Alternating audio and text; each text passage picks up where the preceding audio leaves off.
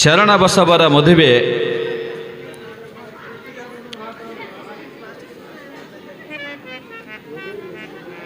ಅರಳಗುಂಡಿಗೆ ಒಳಗೆ ಬಹಳ ಅದ್ಧೂರಿಯಾಗಿ ಆಯಿತು ಅಂತ ತಿಳ್ಕೊಂಡು ಪುರಾಣದೊಳಗೆ ಕವಿಗಳು ಬರೀತಾರೆ. ಅವತ್ತದ ನಾವು ನೋಡಿಲ್ಲ, ನೀವು ನೋಡಿಲ್ಲ. ಅವರು ಬರ್ದಾರ, ನಾ ಹೇಳ್ತೀನಿ. ಆದರೆ ಇವತ್ತು ಏನು ನಡೆದದ ಇದು ನಿಜಕ್ಕೂ ಕೂಡ ಅದಕ್ಕಿಂತಲೂ ಅದ್ಧೂರಿ ಅಂತ ತಿಳ್ಕೊಂಡು ಹೇಳಿದ್ರು ಕೂಡ ತಪ್ಪಾಗಲಿಕ್ಕಿಲ್ಲ. ಅಷ್ಟೊಂದು ಅದ್ಧೂರಿಯಾಗಿ ಎಲ್ಲ ತಯಾರಿಯಾಗ್ಯದ. ನೀವು ಕೂಡ ಅಷ್ಟೇ ಅದ್ಧೂರಿಯಾಗಿ ಬಂದು ಭಾಗಿಯಾಗಿದ್ದೀರಿ. ಶರಣ ಬಸವ ಮಾಧಮ್ಮನವರ ಮದುವೆ ಬಹಳ ಅದ್ಭುತವಾಗಿರ್ತಕ್ಕಂಥ ಮದುವೆ ಕಾರ್ಯಕ್ರಮ ಇಲ್ಲಿ ನಡೀತಾ ಇರ್ತದೆ. ಮೊದಲನೇದಾಗಿಯೇ ಈಗ ಮದುವೆ ಕಾರ್ಯನೇ ಪ್ರಾರಂಭ ಮಾಡೋಣ. ಮದುವೆ ಮಾಡಿಕೊಂಡ ಮುಂದಿನ ಪುರಾಣ ವಿಷಯಕ್ಕೆ ಬರೋಣ. ಯಾರು ಬರ್ಬೇಕೇನ್ರಿನ? ಹಾಂ, ಬರಕ್ಕೆ ಹೇಳ್ರಿ. ನೀನೇನೇ ಹೇಳಿ ನಿಮಗೆ ಮದುವೆ ಅಂದ್ರೆ ಏನಂತ ತಿಳ್ಕೊಂಡು ಕೇಳಿದ್ರೆ ರೂಢಿ ಒಳಗಂತಾರ ಸ್ವರ್ಗದೊಳಗೆ ನಿಶ್ಚಯವಾಗಿರ್ತದ ಅಂತ ತಿಳ್ಕೊಂಡು, ಇಂಥದೇ ಗಂಡ ಇಂಥದೇ ಹೆಣ್ಣು ಅಂತ ತಿಳ್ಕೊಂಡು ಮೊದಲ ಭಗವಂತ ನಿಶ್ಚಯ ಮಾಡಿರ್ತಾನೆ. ಸುಮ್ಮನೆ ನಮಗೆ ಆಗುತ್ತಾನೆ ಟೆನ್ಷನ್. ನಮ್ಮ ಮಗಳಿಗೆ ಗಂಡು ಸಿಗಲ್ದು, ನಮ್ಮ ಹುಡುಗಿಗೆ ಹೆಣ್ಣು ಸಿಗಲ್ದು, ಆಗುತ್ತಾನೆ ಟೆನ್ಷನ್ ಟೆನ್ಷನ್ ಟೆನ್ಷನ್ ಟೆನ್ಷನ್. ಅದಕ್ಕೂ ಒಂದು ಮುಹೂರ್ತ ಫಿಕ್ಸ್ ಮಾಡಿರ್ತಾನೆ ಭಗವಂತ, ಅದಕ್ಕೂ ಒಂದು ಟೈಮ್ ಅಂತ ಫಿಕ್ಸ್ ಮಾಡಿರ್ತಾನೆ ಭಗವಂತ. ಆ ಟೈಮ್ ಬತ್ತು ಅಂತಂದ್ರೆ ನೀವು ಬ್ಯಾಡ್ ಅಂದ್ರೂ ಕೀಳೋದಿಲ್ಲ, ನೀವು ಆಗೋದಿಲ್ಲ ಅಂದ್ರೂ ಬಿಡೋದಿಲ್ಲ. ಹೆಂಗ ಏನೋ ಕೈಯಾಗಿದ್ರು ಬತ್ತು, ಇರದೇ ಇದ್ರೂ ಬತ್ತು, ಆ ಸಮಯಕ್ಕೆ ಮದುವೆ ಆಗಿ ಹೋಗ್ತಾ ಇರ್ತದೆ. ಭಾಳಷ್ಟು ಜನ ನಮ್ಮಲ್ಲಿ ಪಂಚಾಂಗ ಬರೋ ತಾಯಂದಿರು, ಅವ್ರ ತಂದೆಯಂದಿರು ಬಂದು ಕಣ್ಣೀರು ಹಾಕ್ದವ್ರು ಅದಾರೆ. ನಮ್ಮ ಮಗಳ ಮದುವೆನೇ ಆಗಲ್ದ್ರಿ ಅಂತ ತಿಳ್ಕೊಂಡು. ಅವರಿಗೆದ ಹೇಳ್ತಿದ್ದೆ ನಾ, ಸಮಯ ಬಂತು ಅಂದರೆ ಯಾರಿಗೆ ಕೇಳೋದಿಲ್ಲ, ಸಮಯ ಬರುತ್ತನ ಕಾಯಬೇಕು ಅಂತ ತಿಳ್ಕೊಂಡು ಹೇಳ್ತಿದ್ದೆ. ಅವು ಮುಂದೆ ಸಮಯ ಬಂದಾಗ ಒಂದರ ಮ್ಯಾಲ ಒಂದು ಬೆನ್ನಿಂದ ಹಾಕೋತ ಹೋಗಿ ಖುಷಿಯ ವಾತಾವರಣ ನಿರ್ಮಾಣ ಆಗಿಬಿಟ್ಟಿರ್ತದೆ. ಶರಣ ಬಸವ ಮಾಧಮ್ಮನವರ ಮದುವೆ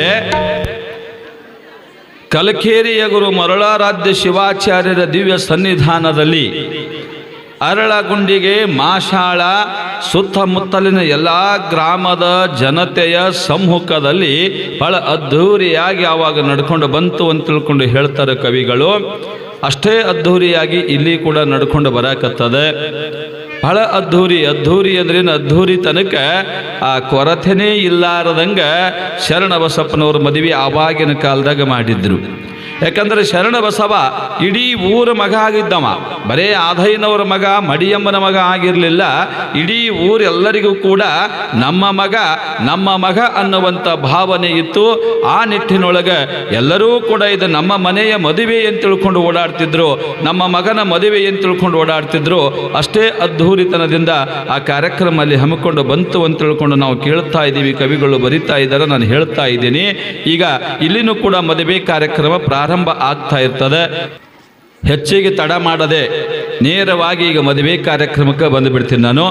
ಆಮೇಲೆ ಬಹಳಷ್ಟು ಜನ ನಿನ್ನೆ ಯಾರೋ ನಮ್ಮ ತಾಯಂದರು ಮಗಳ ಕಂಕಣ ಬಲದ ಬಗ್ಗೆ ಕೇಳಿದ್ರು. ಈಗ ತಾನೇ ಒಬ್ಬರು ಸರು ಮಗನ ಕಂಕಣ ಬಗ್ಗೆ ಕೇಳ್ಯಾರ. ಯಾರ ಗಂಡು ಮಕ್ಕಳಿರಲಿ ಹೆಣ್ಮಕ್ಳಿರಲಿ, ಯಾರಿಗೆ ಕಂಕಣ ಬಲ ಕೂಡಿ ಬರಲ್ದು ಅಂತೀರೋ ಅವರೆಲ್ಲರಿಗೂ ಕೂಡ ಪುರಾಣ ಮುಗಿದ ನಂತರ ಬರ್ರಿ. ನಿಮ್ಮೆಲ್ಲರಿಗೂ ಕೂಡ ಶರಣ ಬಸವನ ಆಶೀರ್ವಾದ ಮಿಶ್ರಿತವಾಗಿರ್ತಕ್ಕಂಥ ಕಂಕಣವನ್ನು ಧಾರಣ ಮಾಡ್ತೀವಿ. ಪುರಾಣ ಮುಗಿದ ನಂತರ ಮಂಗಳಾರತಿ ಆದ ನಂತರ ಮಧ್ಯದೊಳಗೆ ಏನಾಗೋದಿಲ್ಲ. ಎಷ್ಟು ಜನ ಬೇಕಾದಷ್ಟು ಜನ ಬರೀ ಸಿಕ್ಕಾಪಟ್ಟಿ ಕಂಕಣ ಮಾಡಿಸಿಟ್ಟಿವಿ. ಕಡಿಮೆ ಬಿದ್ದರೂ ಮತ್ತೂ ಮಾಡ್ತೀವಿ. ಏನು ಭಾಳ ಇಲ್ಲ, ಒಂದು ಕಂಕಣ ಕಟ್ಕೊಳ್ಳೋರು ₹1001 ಕೊಟ್ಟರು ಸಾಕು. ನಿಮ್ಮ ಕಂಕಣನೇ ಬೇಡ, ನೀನೇ ಬೇಡ, ಹೋಗಿ ಸ್ವಾಮಿ ಅಂತಾರೆ. ಹೌದಲ್ಲ? ನಿಮ್ಮ ಭಕ್ತಿ ಶ್ರದ್ಧೆ ಮೊದಲ ಗಂಡಿನವರು ಹೆಣ್ಣಿನವರು ಎದುರುಗೊಳ್ಳುವುದರೊಂದಿಗೆ ಕಾರ್ಯಕ್ರಮ ಚಾಲೂ ಆಗ್ತದೆ. ಮದುವೆ ಶರಣ ಬಸವ ಮಾಧಮ್ಮನವರ ಮದುವೆ. ಮಾಧಮ್ಮನವ್ರು ಯಾವುದ್ರಿ? ಮಾಶಾಳ. ಒಂದ್ಸಲ ಚಪ್ಪಾಳಿ ತಟ್ರಿ ಹೇಳದವ್ರ ಸಲುವಾಗಿ. ಶರಣ ಬಸಪ್ಪನೂರ ಇದಕ್ಕೂ ಒಂದು ಚಪ್ಪಾಳಿ ತಟ್ರಿ. ಯಾಕಂದ್ರೆ ಹೇಳಿದ್ದು ಕೇಳಿದ್ದು ನೆನಪಿನಾಗ ಅದಲ್ಲ, ಅದು ಬಹಳ ಖುಷಿ ನಮಗೆ. ಸುಮ್ಮನೆ ಉದಾಹರಣೆಗೆ ಹೇಳ್ಕೊತ ಹೋಗೋದು, ಹೆಂಗೆ ಹೇಳಿದ್ರೆ ಸ್ವಾಮಿಗಳು ಭಾಳ ಚಲೋ ಹೇಳಿದ್ರು, ಅದ್ಭುತ ಹೇಳಿದ್ರು ಅನ್ನೋದು, ಏನು ಹೇಳ್ಯಾರಿ ಅಂದ್ರೆ ಗೊತ್ತಾ ಇಲ್ರಿ ಅಂದ್ರೆ ಉಪಯೋಗ ಇಲ್ಲ. ಹೇಳಿದ ಒಂದೇಟು ಶ್ರವಣ ಮನನ ನಿಧಿಧ್ಯಾಸ ಅಂತ ತಿಳ್ಕೊಂಡು ಬರ್ತದೆ. ಕೇಳಬೇಕು, ಕೇಳಿದ್ದನ್ನು ಮನನ ಮಾಡ್ಕೊಂತಿರಬೇಕು. ಮನನ ಮಾಡಿದ್ದನ್ನು ನಿಧಿಧ್ಯಾಸ ಅಂದ್ರೆ ಸಾಂದರ್ಭಿಕವಾಗಿ ನಮ್ಮ ಜೀವನದೊಳಗೆ ಅದನ್ನು ಅಳವಡಿಸ್ಕೊತ ಹೋಗೋದು ನಿಧಿಧ್ಯಾಸ ಅಂತ ತಿಳ್ಕೊಂಡು ಹೇಳ್ತಾ ಇರ್ತಾರೆ. ಅದಕ್ಕೆ ತಾವೆಲ್ಲರೂ ಕೂಡ ಬಹಳ ಶ್ರದ್ಧಾಭಕ್ತಿಯಿಂದ ಭಾಗಿಯಾಗಿದ್ದೀರಿ. ಈ ಮದುವೆ ಅದ್ಧೂರಿಯಾಗಿ ನಡ್ಕೊಂಡು ಬರ್ತಾ ಇರ್ತದೆ. ಈ ಮದುವೆ ಪ್ರಸಂಗದೊಳಗೆ ಇಲ್ಲೆಲ್ಲ ನೋಡ್ರಿ ನೀವು ಮ್ಯಾಲೆ ನಮ್ಮ ಶಿವಾಯ ಸ್ವಾಮಿಗಳು ಅದ್ಧೂರಿಯಾಗಿ ಎಲ್ಲ ತಯಾರಿ ಮಾಡಿದ್ರೆ ಪಂಚ ಕಳಸಗಳನ್ನು ಹೂಡಿದ್ದಾರೆ. ಪಂಚಕಲಶ ಗಣೇಶನ ಸ್ಥಾಪನೆ ಮಾಡಿದ್ದಾರೆ. ಜೊತೆಗೆ ಶರಣ ಬಸವ ಮಾಧಮ್ಮನವರು ಕೂಡ ಶೃಂಗಾರಗೊಂಡು ನಿಂತಿದ್ದಾರೆ. ಈಗೇನಿಲ್ಲ, ಅವರಿಗೆ ಎಣ್ಣೆ ಇಟ್ಟು ತಾಳಿ ಕಟ್ಟಿಸಿ ಆ ಬ್ರಹ್ಮ ಗಂಟ ಹಾಕಿ ಅಕ್ಷತಾರೋಪಣ ಮಾಡೋದಷ್ಟೇ ಬಾಕಿ ಇಟ್ಟಾರೆ. ಎಲ್ಲನೂ ಕೂಡ ತಯಾರಾಗಿ ಬಿಟ್ಟದೆ. ಈ ಪಂಚ ಕೆಲಸಗಳನ್ನು ಯಾಕೆ ಮಾಡಬೇಕು ಅನ್ನೋದ್ರ ಬಗ್ಗೆ ಸ್ವಲ್ಪ ಹೇಳ್ಕೊಂಡು ಬರ್ತೀನಿ ನಿಮಗೆ. ನಮ್ಮ ವೀರಶೈವ ಧರ್ಮಕ್ಕೆ ಧರ್ಮ ಗುರುಗಳು ಯಾರು ಅಂತ ತಿಳ್ಕೊಂಡು ಕೇಳಿದ್ರೆ ಜಗದ್ಗುರು ರೇಣುಕಾದಿ ಪಂಚಪೀಠಾಧೀಶ್ವರರು. ನೆನಪಿರಲಿ ಎಲ್ಲರಿಗೂ ಕೂಡ, ವೀರಶೈವ ಧರ್ಮದ ಧರ್ಮ ಗುರುಗಳು ಜಗದ್ಗುರು ರೇಣುಕಾದಿ ಪಂಚಪೀಠಾಧೀಶ್ವರರು. ನಮ್ಮ ಮನೆ ಒಳಗೆ ಯಾವುದೋ ಒಂದು ಶುಭ ಕಾರ್ಯ ಮಾಡಬೇಕಂದ್ರೆ ಅವರನ್ನು ಕರೆಸ್ಕೋಬೇಕಂದ್ರೆ ನಮಗೆ ಸಾಧ್ಯ ಆಗೋದಿಲ್ಲ. ಯಾಕಂತ ತಿಳ್ಕೊಂಡು ಕೇಳಿದ್ರೆ ಸುಮಾರು 1000-2000 ಕಿಲೋಮೀಟರ್ ನಮ್ಮಿಂದ ದೂರ ಅದಾರವರು. ಅದಕ್ಕೆ ಅವರ ಅಪ್ಪಣೆ ಕೊಡಿಸಿದ್ದಾರೆ. ಏನು ಅಂತ ತಿಳ್ಕೊಂಡು ಕೇಳಿದ್ರೆ ನಿಮ್ಮ ಪ್ರತಿಯೊಂದು ಕಾರ್ಯಕ್ರಮಕ್ಕೆ ನಾವು ಬರಬೇಕಂದ್ರೆ ಸಾಧ್ಯ ಆಗೋದಿಲ್ಲ. ಅದಕ್ಕೆ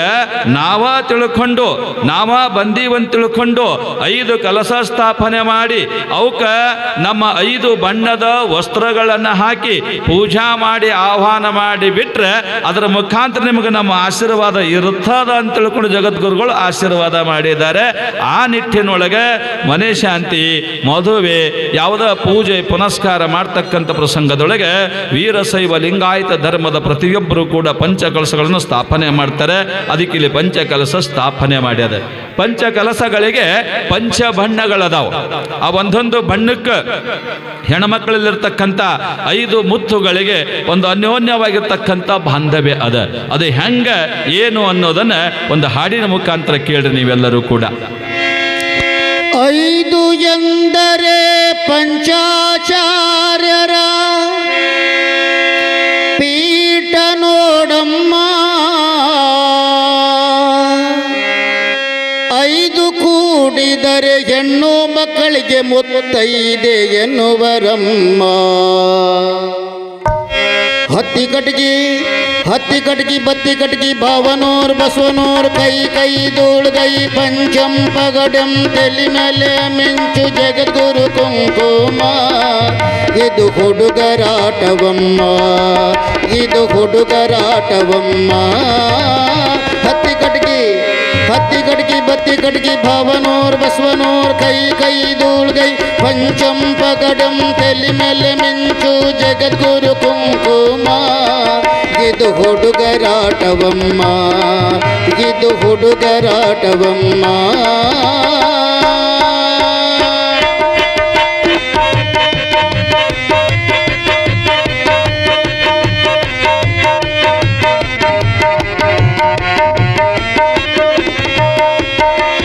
ರಂಭಾಪುರೀಶನೆ ನಿಮ್ಮ ಕೈಯಲ್ಲಿರೋ ಹಸಿರು ಬಳೆಯಮ್ಮ.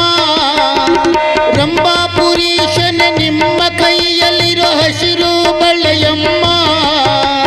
ಹಸಿರು ಹುಸಿರಾಗಿ ನೀನು ಹೆಣ್ಣಾಗಿ ಬಾಳಬೇಕಮ್ಮ. ಹಸಿರು ಹುಸಿರಾಗಿ ನೀನು ಹೆಣ್ಣಾಗಿ ಬಾಳಬೇಕಮ್ಮ. ಹತ್ತಿ ಕಟ್ಗಿ ಬತ್ತಿ ಕಟ್ಗಿ ಭಾವನೋರ್ ಬಸವನೋರ್ ಕೈ ದೋಳ್ಗೈ ಪಂಚಂ ಪಗಡಂ ತೆಲಿ ಮೇಲೆ ಮಿಂಚು ಜಗದ್ಗುರು ಕುಂಕುಮ. ಇದು ಹುಡುಗರಾಟವಮ್ಮ, ಇದು ಹುಡುಗರಾಟವಮ್ಮ.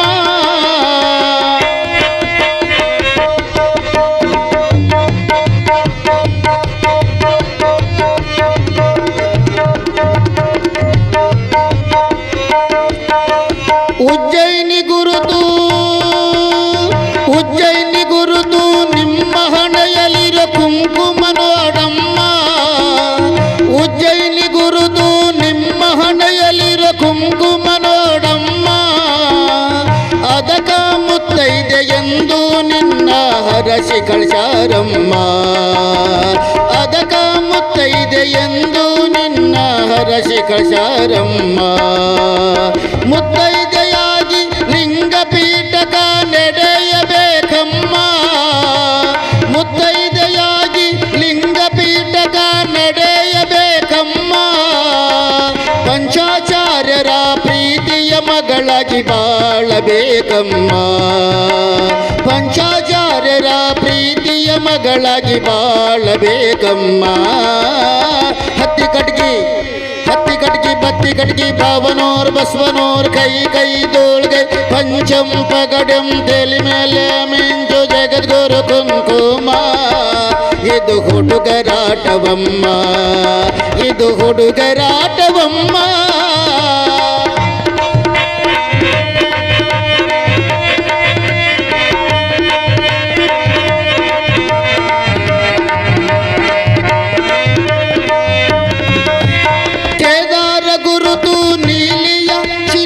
ಇರುವುದು ನೋಡಮ್ಮ. ಕೇದಾರ ಗುರುತು ನೀಲಿಯ ಚಿಹ್ನೆಗಿರುವುದು ನೋಡಮ್ಮ. ನಿಮ್ಮ ಕೊರಳಲಿರೋ ಮಾಂಗಲ್ಯ ಕೇದಾರ ಗುರುತಮ್ಮ. ನಿಮ್ಮ ಕೊರಳಲಿರೋ ಮಾಂಗಲ್ಯ ಕೇದಾರ ಗುರುತಮ್ಮ. ಅದನ್ನು ಕಳೆದರೆ ಜಗದಲ್ಲಿ ನಿನಗೆ ಮಾನವಿಲ್ಲಮ್ಮ. ಅದನ್ನು ಕಳೆದರೆ ಜಗದಲ್ಲಿ ನಿನಗೆ ಮಾನವಿಲ್ಲಮ್ಮ. ಮುತ್ತೈದ ತನಕ ಕಪ್ಪು ಚುಕ್ಕೆಯ ಪಡೆಯಬೇಡಮ್ಮ. ಮುತ್ತೈದ ತನಕ ಕಪ್ಪು ಚುಕ್ಕೆಯ ಪಡೆಯಬೇಡಮ್ಮ. ಹತ್ತಿ ಕಟ್ಗಿ ಬತ್ತಿ ಕಟ್ಗಿ ಭಾವನೋರ್ ಬಸವನೋರ್ ಕೈ ಕೈ ದೋಳ್ಗೈ ಪಂಚಂ ಪಗಡಂ ತೆಲಿ ಮೇಲೆ ಮಿಂಚು ಜಗದ್ಗುರು ಕುಂಕುಮ. ಇದು ಹುಡುಗರಾಟವಮ್ಮ, ಇದು ಹುಡುಗರಾಟವಮ್ಮ.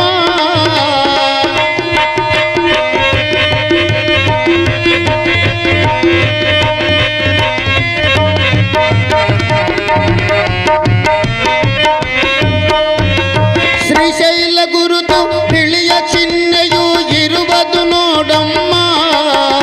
ಶ್ರೀಶೈಲ ಗುರುತು ಬಿಳಿಯ ಚಿಹ್ನೆಯು ಇರುವುದು ನೋಡಮ್ಮ. ನಿಮ್ಮ ಕಾಲಲ್ಲಿರೋ ಕಾಲುಂಗುರ ಶ್ರೀಶೈಲ ಗುರುತಮ್ಮ. ನಿಮ್ಮ ಕಾಲಲ್ಲಿರೋ ಕಾಲುಂಗುರ ಶ್ರೀಶೈಲ ಗುರುತಮ್ಮ. ಕಾಶಿಯ ಗುರುತು ಹಳದಿಯ ಚಿಹ್ನೆಗಿರುವುದು ನೋಡಮ್ಮ. ಕಾಶಿಯ ಗುರುತು ಹಳದಿಯ ಚಿಹ್ನೆ ಇರುವುದು ನೋಡಮ್ಮ. ನಿಮ್ಮ ಮೂಗಲಿರೋ ಮೂಗುತಿ ಕಾಶಿಯ ಗುರುತಮ್ಮ. ನಿಮ್ಮ ಕೈಯಲ್ಲಿರೋ ಕಂಕಣ ಇರುವುದು ಕಾಶಿಯ ಗುರುತಮ್ಮ. ಹತ್ತಿ ಕಟ್ಗಿ ಬತ್ತಿ ಕಟ್ಗಿ ಭಾವನೋರ್ ಬಸವನೋರ್ ಕೈ ಕೈ ದೋಳ್ಗೈ ಪಂಚಂ ಪಗಡಂ ತೆಲಿ ಮೇಲೆ ಮಿಂಚು ಜಗದ್ಗುರು ಕುಂಕುಮ. ಇದು ಹುಡುಗರಾಟವಮ್ಮ, ಇದು ಹುಡುಗರಾಟವಮ್ಮ, ಇದು ಹುಡುಗರಾಟವಮ್ಮ. ಪಂಚಪೀಠದ 5 ಬಣ್ಣಕ್ಕೂ ಹೆಣ್ಮಕ್ಳಲ್ಲಿರ್ತಕ್ಕಂಥ 5 ಮುತ್ತಿಗೂ ಈ ಮದುವೆ ಆಗ್ತಕ್ಕಂಥ ಮದುವೆ ಆಗಿರುವ ಹೆಣ್ಣು ಮಗಳಿಗೆ ಮುತ್ತೈದೆ ಅಂತ ಕರೀತಾರೆ. ಮದುವೆ ಆಗದೇ ಇರ್ತಕ್ಕಂಥ ಸಣ್ಣವರಿಗೆ ಏನು ಕರಿತೀರಿ? ಮುತ್ತೈದೆ ಅಂತೀರಿ. ಆದ್ರೆ ಅದ್ರ ಹಿಂದೆ ಬಾಲ ಹಚ್ಚಿರ್ತೀರಿ, ಬಾಲ ಮುತ್ತೈದೆ. ಮದುವೆ ಆದವರು ಮುತ್ತೈದೆ ಅಂದ್ರೆ ಗಂಡನಿಂದ 5 ಮುತ್ತನ್ನು ಪಡ್ಕೊಂಡಿರ್ತಕ್ಕಂಥವ್ರು. ಯಾವ್ಯಾವ 5 ಮುತ್ತು ಅಂದ್ರೆ ಈಗ ಹೇಳಿದ್ರ ಹಾಡಿನೊಳಗೆ ಹಣ್ಣಿ ಮ್ಯಾಲ ಕುಂಕುಮ, ಕೈಯಾಗ ಹಸಿರು ಬಳಿ, ಕೊರಳಾಗ ತಾಳಿ, ಮೂಗುತಿ, ಕಾಲಾಗ ಕಾಲುಂಗರ, ಕರಿಮಣಿ, ಇವೇ 5 ಮುತ್ತು. ಈ 5 ಮುತ್ತಿಗೂ ಪಂಚಪೀಠಕ್ಕೂ ಬಹಳ ಅನ್ಯೋನ್ಯವಾಗಿರ್ತಕ್ಕಂಥ ಬಾಂಧವ್ಯ ಇರ್ತದೆ. ಜಗದ್ಗುರುಗಳ ಆಶೀರ್ವಾದ ನಿಮ್ಮೆಲ್ಲರಿಗೂ ಇರಲಿ ಅಂತ ತಿಳ್ಕೊಂಡು ಪಂಚಕಲಸದ ಪೂಜೆಯೊಂದಿಗೆ ಈ ಮದುವೆ ಕಾರ್ಯಕ್ರಮ ಪ್ರಾರಂಭ ಆಗ್ತಾ ಇರ್ತದೆ. ಈಗೇನು ನೋಡು, ಕೆಲವೊಂದಷ್ಟು ವಿಷಯ, ಕಾಲಾಗ ಕಾಲುಂಗರ ಯಾಕೆ ಹಾಕಬೇಕು, ಕೊಳಗ ತಾಳಿ ಯಾಕೆ ಕಟ್ಟಬೇಕು, ಇದೆಲ್ಲ ಇಲ್ಲದ ಕೈಯಾಗ ಎಲ್ಲರೂ ತಾಳಿ ಕಟ್ಟಿದ್ರು ಬರ್ತಿತ್ತಲ್ಲ, ಕೊಳಗ ಯಾಕೆ ಕಟ್ಟಬೇಕು ತಾಳಿ?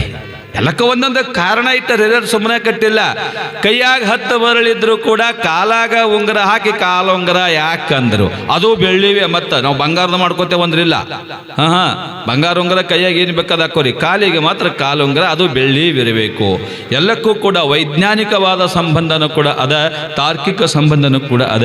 ಯಾಕೆ ತಾಳಿ ಕೊಳ್ಳಾಕ ಕಟ್ತಾರಂತ ತಿಳ್ಕೊಂಡು ಕೇಳಿದ್ರೆ, ಮದುವೆ ಮಾಡ್ಕೊಂಡು ಗಂಡನ ಮನೆಗೆ ಹೋಗುವ ಹೆಣ್ಮಗಳಿಗೆ ಅವಾಗಿಂತ ಇದ್ದಾರ ಮತ್ತೆ ಈಗಿಂತ ಇದ್ದಾರಲ್ಲ ಹೇಳ್ತಾರಂತೆ. ಏನು ನೋಡವ, ಗಂಡನ ಮನೆಗೆ ಹೊಂಟಿದಿ, ಉಂಡ್ರು ತಾಳ್ಕೋ, ಉಪಾಸಿದ್ರು ತಾಳ್ಕೋ, ಬೈದ್ರು ತಾಳ್ಕೋ, ಅಂದ್ರು ತಾಳ್ಕೋ, ಹೊಡೆದ್ರು ತಾಳ್ಕೋ. ಅವಾಗಿಂತ ಇದ್ದಾರೆ ಹೇಳ್ತಿದ್ರು. ಈಗ ತಂಗಿ ನಿನಗೇನಾರು ಎಂದ ತಿಳಿ ಬ್ಯಾಗ್ ತಗೊಂಡು ಸೀದಾ ಬಂದ್ಬಿಡು, ನೀ ಬೇಕಂದ್ರೆ ನಿಮ್ಮ ಅಣ್ಣಕ್ಕೆ ಕೊಟ್ಟು ಕಾರ್ ಕೊಟ್ಟು ಕಳಿಸ್ತೀನಿ.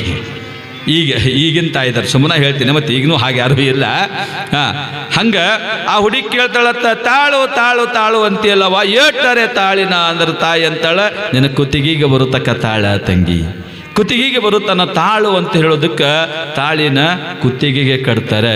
ಕಾಲಾಗ ಕಾಲುಂಗುರ ಯಾಕು ಅಂದ್ರೆ ಕಾಲೂರಿ ನಡಿ ನಂತರ್ಲಿ ಹಾರಾಡ್ತಾರೆ ಅಂದ್ರೆ ಸ್ವಾಮಿಗಳು ಅಂದಿರಿ. ಹಾರಾಡ್ತಾರೆ ಕೆಲವೊಬ್ರು, ಹಾರಾಡ್ತಾರ, ನೆಲನ ಕಾಣೋದಿಲ್ಲ, ದಕ್ಕ ದಕ್ಕ ಜಿಗದಾಡ್ತಿರ್ತಾರೆ. ತಾಗಿ ಬಾಗಿ ನೆಲ ನೋಡಿ ನಡಿ ಅಂತ ಹೇಳೋದಕ್ಕೆ ಕಾಲಾಗ ಕಾಲಂಗುರ. ಆಮೇಲೆ ಆ ಬೆರಳಿನಲ್ಲಿರ್ತಕ್ಕಂಥ ನರಕ್ಕೂ ಆ ಬೆಳ್ಳಿಗೂ ವೈಜ್ಞಾನಿಕವಾದ ಒಂದು ಸಂಬಂಧ ಅದ ಕಾಲ ಬೆರಳಿಗೆ ಕಾಲುಂಗುರ ಯಾಕೆ ಹಾಕ್ತಾರಂದ್ರೆ ವೈಜ್ಞಾನಿಕವಾಗಿರ್ತಕ್ಕಂಥ ಸಂಬಂಧನೂ ಕೂಡ ಅದ. ಅದಕ್ಕೆ ಈ ಎಲ್ಲವೂ ಕೂಡ ಬಹಳ ಅದ್ಭುತವಾಗಿರ್ತಕ್ಕಂಥ ಶಾಸ್ತ್ರ ಪದ್ಧತಿಗಳು ನಮ್ಮ ಅದಾವ. ಈಗ ಮದುವೆ ಕಾರ್ಯ ನಡ್ಕೊಂಡು ಬರಲಿ. ಸಂಬಂಧಪಟ್ಟವರು ಗಂಡಿನವರು ಹೆಣ್ಣಿನವರು ತೆಳಗಂತೂ ನಿಮಗೆ ಜಾಗಿಲ್ಲ, 4 ಮಂದಿ ಮ್ಯಾಲ ಬಂದು ಬಿಡ್ರಿ. ಮಾನಂದ ಚಪ್ಪರು ಬಂದವರು ಅವರು ಹೆಣ್ಣಿನ ಬಳಗ. ಹಾಗೇನೆ ನಮ್ಮ ಗುರು ಜಂಗಮ್ ಶೆಟ್ಟಿಯವರು ಅವರು ಗಂಡಿನ ಬಳಗ. ಗೀತಾ ಜಂಗಮ್ ಶೆಟ್ಟಿ, ಗುರು ಜಂಗಮ್ ಶೆಟ್ಟಿ ಅವರ ಬಳಗ ಗಂಡಿನವರು.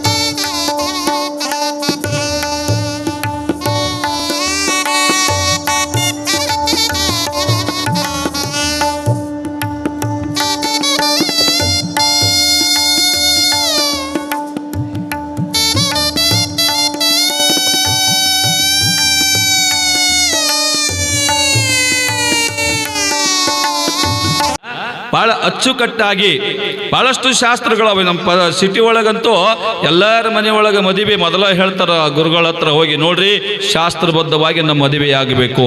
ನೀವು 15,000 ತೋತ್ರಿ ದಕ್ಷಿಣ, 20,000 ತೋರಿ, ರೊಕ್ಕದ ಪ್ರಶ್ನೆ ಇಲ್ಲ.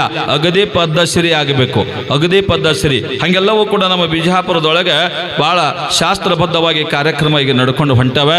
ಬಹಳಷ್ಟು ಪದ್ಧತಿಗಳವ. ಕನ್ಯೆ ದಾನ ಮಾಡ್ತಕ್ಕಂಥ ಪ್ರಸಂಗದೊಳಗೆ ಮಾವನಾಗಿರ್ತಕ್ಕಂಥವ ಅಳಿಯನಿಂದ ಪ್ರತಿಜ್ಞೆ ಮಾಡ್ಕೊಂತಾನೆ, ಧರ್ಮೇಚ ಅರ್ಥೇಚ ಕಾಮೇಚ ನಾತಿ ಚರಿತ್ವಿವೇಯ. ಅಪ್ಪ, ನನ್ನ ಮಗಳ ದಾನ ಮಾಡಿಕೊಡ್ತೀನಿ, ನಿನಗೆ ಕನ್ಯಾದಾನ ಮಾಡಿಕೊಡಕತ್ತೀನಿ. ಧರ್ಮ ಅರ್ಥ ಕಾಮದೊಳಗೆ ಯಾವುದರಾಗೂ ಬಲವಂತ ಮಾಡುವಂಗಿಲ್ಲ. ನೀನು ನನ್ನ ಮಗಳ ಮೇಲೆ ಯಾವುದೇ ರೀತಿಯ ಅತಿಕ್ರಮಣ ಮಾಡುವಂಗಿಲ್ಲ ಅಂತ ತಿಳ್ಕೊಂಡು ಮಾವ ಪ್ರತಿಜ್ಞೆ ಮಾಡಿದಾಗ ಅಳಿಯ ಹೇಳ್ತಾನೆ, ನಾತಿ ಚರಾಮಿ ನಾತಿ ಚರಾಮಿ ನಾತಿ ಚರಾಮಿ. ಇಲ್ರಿ ಮಾವ, ನಾ ಹಂಗ ಮಾಡೋದಿಲ್ರಿ, ನಾ ಹಂಗ ಮಾಡೋದಿಲ್ರಿ, ನಾ ಹಂಗ ಮಾಡೋದಿಲ್ರಿ ಅಂತ ತಿಳ್ಕೊಂಡು ಮದುಮಕ್ಕಳು ತಲೆ ಮ್ಯಾಗ ಅವ್ರ ತಲೆ ಮ್ಯಾಗ ಇವ್ರ ತಲೆ ಮ್ಯಾಗ ಅವರು ಬೆಲ್ಲ ಜೀರಿಗೆಯನ್ನ ಎರಿತಾರ. ಗಡುಜೀರಕ ಅಂತ ತಿಳ್ಕೊಂಡು ಬರ್ತದ, ಗಡುಜೀರಕ ಶಾಸ್ತ್ರ ಅಂತ ತಿಳ್ಕೊಂಡು. ಯಾಕೆ ಬೆಲ್ಲ ಜೀರಿಗೆ ತಲೆ ಮ್ಯಾಗ ಅವ್ರಿಗೆ ಇವ್ರಿಗೆ ಅವರು ಎರಿಯೋದಂತ ತಿಳ್ಕೊಂಡು ಕೇಳಿದ್ರೆ, ಜೀವನದೊಳಗೆ ಬೆಲ್ಲದಂಗ ರುಚಿನೂ ಬರ್ತದ, ಜೀರಿಗೆ ಹೆಂಗು ಒಗರೂ ಬರ್ತದೆ. ಏನು ಬಂದರೂ ಕೂಡ ಸಾವಧಾನ ಚಿತ್ತರಾಗಿ ನಾವು ಒಂದಾಗಿ ಜೀವನ ಮುನ್ನಡೆಸ್ಕೊಂಡು ಹೋಗ್ತೀವಿ ಅಂತ ಹೇಳೋದಕ್ಕೆ ಇಬ್ಬರಿಗೂ ಕೂಡ ತಲೆ ಮ್ಯಾಗ ಆಕೆ ಅವನಿಗೆ, ಅವನು ಆಕೆಗೆ ಆ ಬೆಲ್ಲ ಜೀರಿಗೆ ಏನು ತಲೆ ಮ್ಯಾಗ ಎರಿತಕ್ಕಂಥ ಶಾಸ್ತ್ರದ. ಇನ್ನು ಅಜ್ಜಕ್ಷೀರ ವಿಧಾನ, ಹಾಲು ತುಪ್ಪು ಒಂದರಾಗ ಒಂದು ಬೊಗೋಣಿ ಅಥವಾ ಒಂದು ತಟ್ಟೆ ಒಳಗೆ ಹಾಕಿ ಇಬ್ರು ಗಂಡ ಹೆಂಡತರ ಕೈ ಅದರೊಳಗೆ ಎದ್ದಿ ಒಬ್ಬರ ಕೈ ಮೇಲೆ ಒಬ್ಬರು ತೀಡಬೇಕು.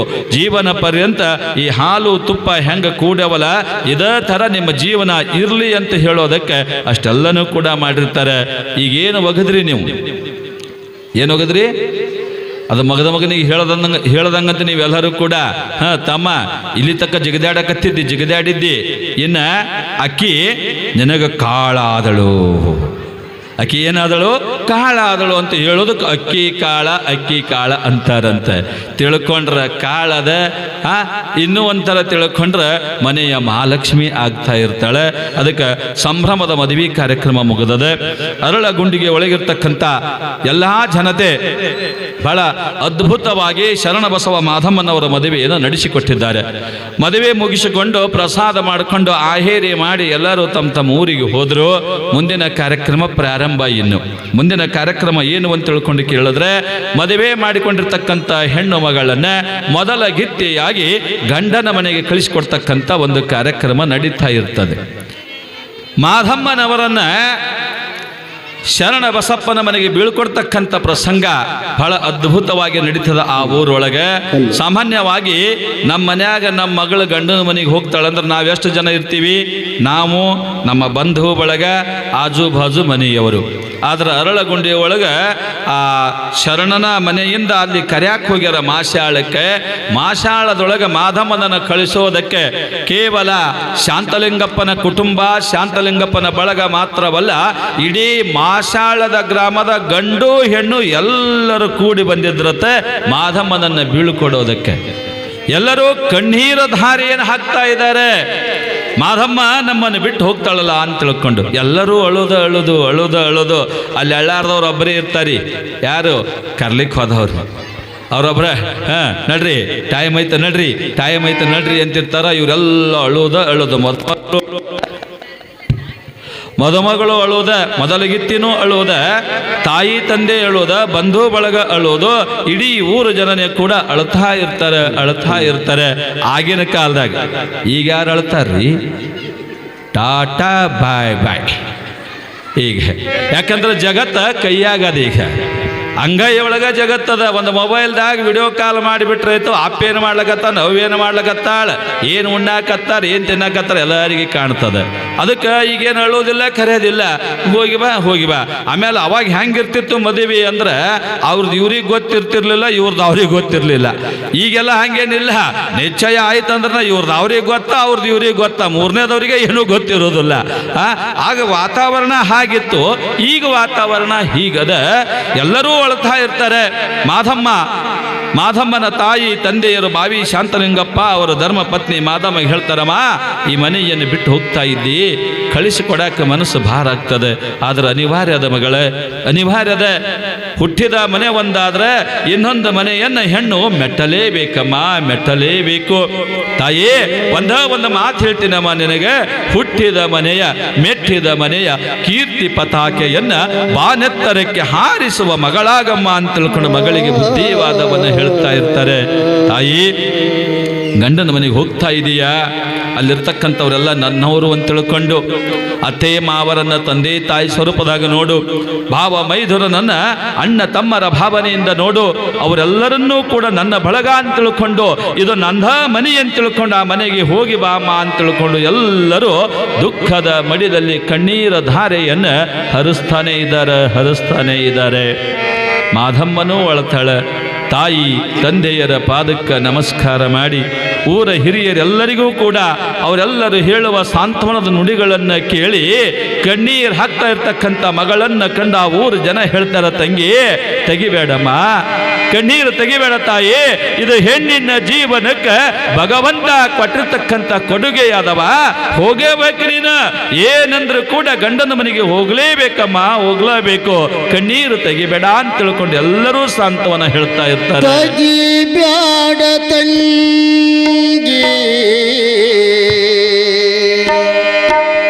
ಕಣ್ಣಾಗ ನೀರ ಒಂಟಿದಿ ಬಿಟ್ಟೋತವರ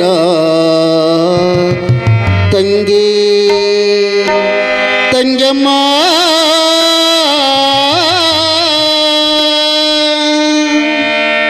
ತೆಗಿಬ್ಯಾಡ ತಂಗಿ ಕಣ್ಣಾಗ ನೀರ, ತೆಗಿಬ್ಯಾಡ ತಂಗಿ ಕಣ್ಣಾಗ ನೀರ ಬಿಟ್ಟು ತವರ ತಂಗಿ ಹೊಂಟಿದಿ ಬಿಟ್ಟು ತವರ ತಂಗಿ ತಗಿಬ್ಯಾಡ ತಂಗಿ ಕಣ್ಣಾಗ ನೀರ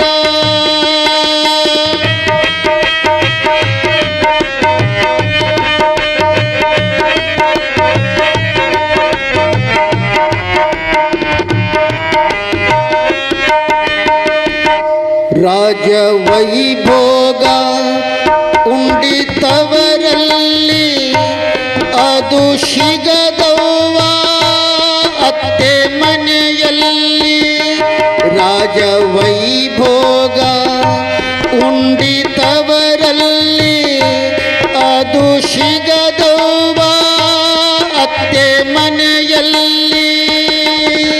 ತೊತ್ತಿನ ಬಾಳು ಇದ್ದರು ನಿನಗೆ ತೃಪ್ತಿಯು ಇರಲವ್ವ ತಾಳಿ ಎಂಬುದು ಕಟ್ಯಾರ ಯಾಕ ತಾಳಬೇಕವ್ವ ತೊತ್ತಿನ ಬಾಳು ಇದ್ದರು ನಿನಗೆ ತೃಪ್ತಿಯು ಇರಲವ್ವ ತಾಳಿ ಎಂಬುದು ಕಟ್ಯಾರ ಯಾಕ ತಾಳಬೇಕವ್ವ ತಗಿಬ್ಯಾಡ ತಂಗಿ ಕಣ್ಣಾಗ ನೀರ ತಗಿಬ್ಯಾಡ ತಂಗಿ ಕಣ್ಣಾಗ ನೀರ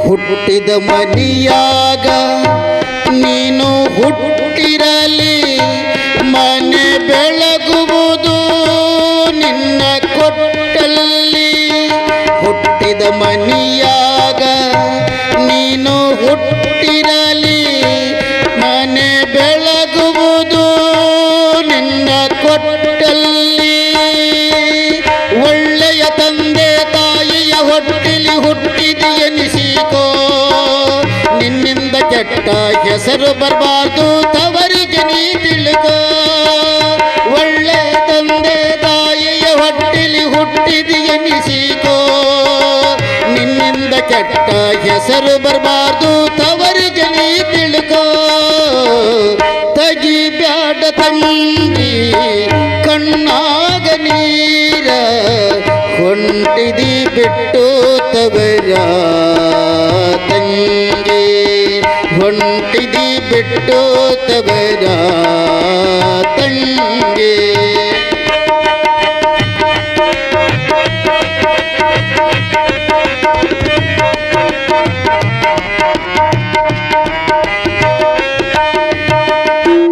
ಮನೆಯ ಗುಟ್ಟೆಲ್ಲ ಮನದ ಒಳಗಿರಲಿ ಏನೇ ಜಗಳಿರಲಿ ಹೊಸ್ತಿಲದೊಳಗಿರಲಿ ಮನೆಯ ಗುಟ್ಟೆಲ್ಲ ಮನದ ಒಳಗಿರಲಿ ಏನೇ ಜಗಳಿರಲಿ ಹೊಸ್ತಿಲದೊಳಗಿರಲಿ ಗಂಡನ ಮನೆತನ ಮಾನ ಮರ್ಯಾದೆ ಹೆಣ್ಣಿನ ಕೈಯಾಗ ಗಂಡನ ಮನೆಯೋ ಕೇಳವ್ವ ಅದುವೇ ದೇವರ ಗುಡಿಯವ್ವ ಗಂಡನ ಮನೆತನ ಮಾನ ಮರ್ಯಾದೆ ಹೆಣ್ಣಿನ ಕೈಯಾಗ ಗಂಡನ ಮನೆಯೋ ಕೇಳವ್ವ ಅದುವೇ ದೇವರ ಗುಡಿಯವ್ವ ತಗಿಬ್ಯಾಡ ತಂಗಿ ಕಣ್ಣಾಗ ನೀರ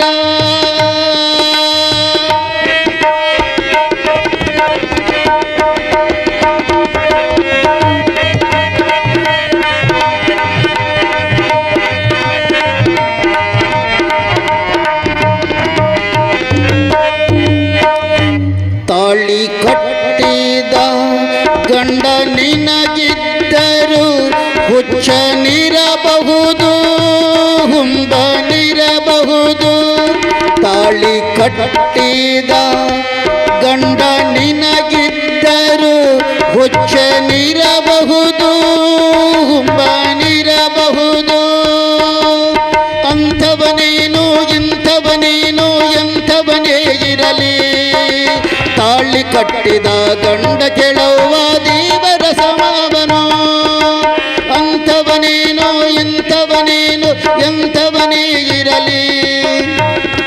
ಕಟ್ಟಿದ ದಂಡ ಕೆಳವ ದೇವರ ಸಮವನು ತಗಿ ಬ್ಯಾಡ ತಂಗಿ ಕಣ್ಣಾಗ ನೀರ ಕಣ್ಣಾಗ ನೀರ ಕಣ್ಣಾಗ ನೀರ ನೀರ. ಇಡೀ ತವರು ಮನೆಯ ಬಳಗ ತಾವು ದುಃಖ ಮಾಡುತ್ತಾ ಅಳುತ್ತಿರುವ ಮಾಧಮ್ಮನನ್ನು ಸಂಭಾಳಿಸುತ್ತಾ, ತಾಯಿ ನೀನು ಹೋಗಲೇಬೇಕಾದಂಥ ಅನಿವಾರ್ಯತೆ ಅದ, ನೀನು ಗಂಡನ ಮನೆಗೆ ಹೋಗಲೇಬೇಕು ಅಂತ ತಿಳ್ಕೊಂಡು ತೆಗಿಬೇಡಮ್ಮ, ದುಃಖ ಮಾಡಬೇಡ, ಗಂಡನ ಮನೆ ಒಳಗೆ ಏನೋ ಹೆಚ್ಚು ಕಡಿಮೆ ಆದರೂ ಕೂಡ ಸಂಭಾಳಿಸ್ಕೊಂಡು ಜೀವನವನ್ನು ಮಾಡಕೋ ಅಂತ ತಿಳ್ಕೊಂಡು ಅವಳಿಗೆ ಹೇಳಿ ಬೀಳ್ಕೊಡ್ತಾ ಇರ್ತಾರೆ. ಬೀಳ್ಕೊಡ್ತಾ ಇರ್ತಕ್ಕಂಥ ಪ್ರಸಂಗದೊಳಗೆ ಇಂಥ ಪ್ರಸಂಗ ಭಾಳ ಮಜಾ ಆಗ್ತಾವೆ. ಒಬ್ಬ ಡಾಕ್ಟ್ರ ಮದುವೆ ಮಾಡ್ಕೊಂಡಿದ್ದ, ತನ್ನ ಹೆಂಡ್ತಿನ ಕರ್ಯಾಕ ತಾನೇ ಹೋಗ್ಯಾನ, ಬೇರೆ ಯಾರೂ ಇರಲಿಲ್ಲ ಮನೆಯೊಳಗೆ, ತಾನ ಹೋಗ್ಯಾನ ಕರ್ಯಾಕ.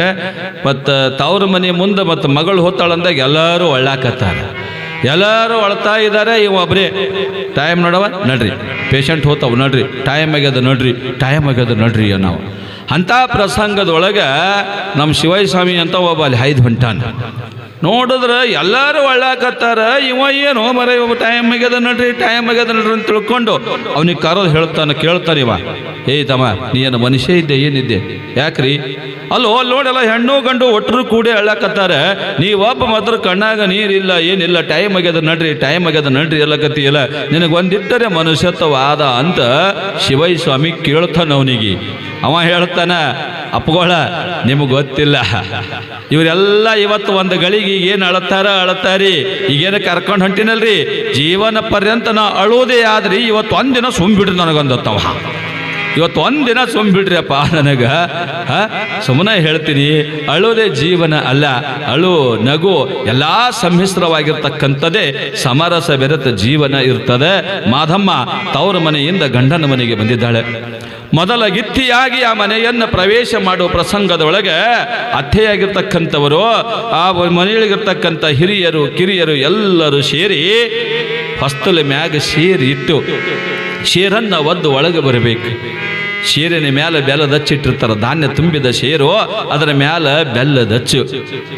ಬರ್ತಕ್ಕಂಥ ಮದುಮಗಳು ಅದನ್ನು ಒದ್ದು ಮನೆ ತುಂಬ ಧಾನ್ಯ ಪಸರಿಸಿ ಬೆಲ್ಲದಚ್ಚು ಎಲ್ಲರಿಗೂ ಸಿಹಿಯಾಗಲಿ ಅಂತ ತಿಳ್ಕೊಂಡು ಸಂಕೇತ ಇಟ್ಕೊಂಡು ಏನು ಮಾಡಿರ್ತಾರಲ್ಲ, ಆ ಮಗಳು ಹಸ್ತಲಕ್ಕೆ ಮೊಟ್ಟ ಮೊದಲು ನಮಸ್ಕಾರ ಮಾಡ್ತಾಳೆ ಮಾಧಮ್ಮ. ಇವತ್ತಿನಿಂದ ಇದು ಗಂಡನ ಮನೆಯಲ್ಲ, ನನ್ನ ಪಾಲಿನ ದೇವಸ್ಥಾನ. ನೋಡ್ರಿ ಎಂಥ ಭಾವದ ಒಳಗೆ, ಇದು ಬರೀ ನನ್ನ ಗಂಡನ ಮನೆಯಲ್ಲ, ಇವತ್ತಿನಿಂದ ಇದು ನನ್ನ ಪಾಲಿನ ದೇವಸ್ಥಾನ, ನನ್ನ ಜೀವನ ಇಲ್ಲೇ ಆಗುವುದು ಅಂತ ತಿಳ್ಕೊಂಡು ಹಸ್ತಲಕ್ಕೆ ನಮಸ್ಕಾರ ಮಾಡಿ ಅತ್ತೆ ಮಾವ ಹಿರಿಯರೆಲ್ಲರೂ ಹೇಳಿದಂಗೆ ಬಲಗಾಲಿನಿಂದ ಶೇರನ್ನ ಒದ್ದು ಒಳಗಡೆ ಬರ್ತಾಳೆ. ಒಳಗೆ ಬಂದ ಕೂಡಲೇ ಮೊಟ್ಟ ಮೊದಲು ಮನೆಗೆ ಬಂದು ಶುಚಿ ಮಾಡೋ ಕೆಲಸ ಏನ್ರಿ? ಮೊದಲಿಗಿತ್ತಿ ಬಹಳಷ್ಟು ಮನೆಯಾಗ ಪದ್ಧತಿ ಅದಾವ. ದೇವರ ಕೋಣೆ ಒಳಗೆ ದೀಪ ಬೆಳಗಿ ಆಮೇಲೆ ಮುಂದಿನ ಕಾರ್ಯ ತತ್ಪರರಾಗಬೇಕು. ಯಾಕಂದ್ರೆ ಆ ಮನೆಯ ಬೆಳಕಾಗಿ ಬಂದಿರ್ತಾಳೆ ಅವಳು, ಆ ಮನೆಗೆ ವಂಶದ ಕುಡಿಯನ್ನು ತರೋ ಸಲುವಾಗಿ ಕೊಡೋ ಸಲುವಾಗಿ ಬಂದಿರತಕ್ಕಂಥವಳು ಮೊದಲಿಗೆ ದೇವರ ಮುಂದೆ ದೀಪ ಬೆಳಗಿ ಮನೆಯನ್ನು ಪ್ರವೇಶ ಮಾಡಲಿ ಅಂತ ಭಾವನೆ ಇಟ್ಟುಕೊಂಡ ಮಾದಮ್ಮ ಜ್ಯೋತಿಯನ್ನು ಬೆಳಗಿಸಿದಾಳೆ. ಬೆಳಗಿಸಿ ಅತ್ತೆ ಮಾವಂದಿರ ಪಾದಕ್ಕೆ ನಮಸ್ಕಾರ ಮಾಡಿ, ಗಂಡನ ಪಾದಕ್ಕೆ ನಮಸ್ಕಾರ ಮಾಡಿ, ನಿತ್ಯದ ಜೀವನ ಪರ್ಯಂತ ಅವರ ಜೀವನ ಪ್ರಾರಂಭ ಆಗಿಬಿಟ್ಟದೆ. ಎಲ್ಲರೂ ಸೇರಿ ಶರಣ ಬಸವನಿಗೆ ಒಬ್ಬ ತಮ್ಮನೂ ಇದ್ದ, ಮಡಿಯಮ್ಮನಿಗೆ ಹುಟ್ಟಿರ್ತಕ್ಕಂಥ ಒಬ್ಬ ಮಗ, ಅವನದು ಮದುವೆ ಮಾಡ್ಯಾರ, ಶರಣಂದು ಮದುವೆ ಮಾಡ್ಯಾರ. ಇಬ್ಬರಿಗೂ ಕೂಡ ಪ್ರಸ್ಥದ ಕಾರ್ಯ ಆಗ್ಯಾದ. ಮರುದಿನದಿಂದ ಇವರ ದಿನದ ಕಾರ್ಯ ಪ್ರಾರಂಭವಾಯಿತು. ಹೊತ್ತಾರೆ ಎದ್ದು ಮಾಧಮ್ಮ ಮನೆಯೆಲ್ಲವನ್ನ ಕಸಗೂಡಿಸಿ ಬಾಗಿಲ ಮುಂದೆ ನೀರು ಚಿಮುಕಿಸ ರಂಗವಲ್ಲಿ ಹಾಕಿ ಸ್ನಾನ ಪೂಜಾದಿಗಳನ್ನು ಮಾಡಿಕೊಂಡು ಮೊಟ್ಟ ಮೊದಲಕ್ಕೆ ಮಾಡುವ ಕಾರ್ಯ ಏನು ಅಂತ ತಿಳ್ಕೊಂಡು ಕೇಳಿದ್ರೆ ಗಂಡನ ಪಾದ ಪೂಜಾ ಮಾಡ್ತಾ ಇದ್ದಳು ಮಾಧಮ್ಮ. ಗಂಡನ ಪಾದ ಪೂಜೆ ನೀವು ಎಷ್ಟು ಮಂದಿ ಮಾಡಿರಿ? ಎಷ್ಟು ದಿನ ಮಾಡಿರಿ? ಮಾಡಿರಿ? ಯಾರೂ ಮಾಡ್ಲಿಕ್ಕಿಲ್ಲ. ಯಾರೋ ಮಾಡೋದಿಲ್ಲ ಅಂತ ತಿಳ್ಕೊಂಡು ನಾವು ಮದುವೆಯಾಗಿ ಮುದ್ದ ಮಾಡ್ಸಕತ್ತೀವಿ. ನಾವೀಗ ಅಕ್ಕಿ ಕಾಳದೆಲ್ಲ ಬಿದ್ದ ಬಳಕ ಗಂಡನ ಪಾದ ಪೂಜೆ ಹೆಂಡತಿ ಕಡೆಯಿಂದ ಮುದ್ದಾಮ ನಾವು ಮಾಡ್ಸಕತ್ತೀವಿ. ಯಾಕಂದ್ರೆ ಅದು ಪದ್ಧತಿ ಅದ, ಪದ್ಧತಿ ಬಿಟ್ಟು ಮಾಡಕತ್ತಿಲ್ಲ, ಅದನ್ನು ಕೂಡ ಶಾಸ್ತ್ರ ಅದ. ಗಂಡನ ಪಾದ ಪೂಜೆಯನ್ನು ನಿತ್ಯದಲ್ಲಿ ತಪ್ಪದೇ ಮಾಡ್ತೇಳು. ಅತ್ತೆ ಮಾವರ ಪಾದಕ್ಕೆ ನಮಸ್ಕಾರ ಮಾಡ್ತೇಳು. ಶರಣ ಬಸಪ್ಪನವರಿಗೆ ಬಹಳ ಖುಷಿ.